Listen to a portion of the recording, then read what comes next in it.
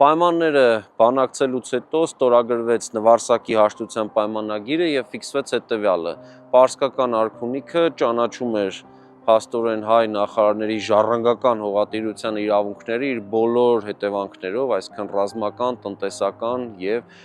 մնացած բոլոր հանգամանքներից ելնելով, հաջորդը պարսկական արքունիքը հրաժարվում էր զրադաշտականությունը խրախուսելու որևէ միջոցից, այսինքն նրանք այլևս ոչ միայն ուղիղ հավատափոխությունը պետք է խրախուսեին,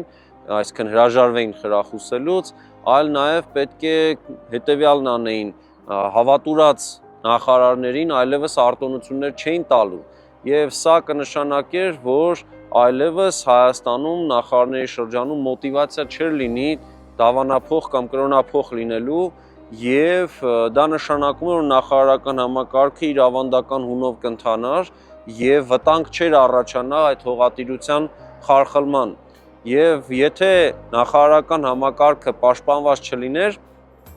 դժվար է ասել օրինակ երբևէ հնարավոր կլիներ արդյոք Բագրատունյաց Հայաստանի ստեղծումը տեղի ունենար, այսինքն նախարարական պետական համակարգը հողը պահեց հայերի սեփականություն մինչև 885 թվական եւ հենց նախարարական համակարգից հետո ծնվեց փաստորեն նոր արքայադոմը Բագրատունյաց տոհմը։ Նախագծի գլխավոր գործընկերն է Կոնվերս բանկը, ֆինանսական աշխարհի ձեր հուսալի գործընկերը։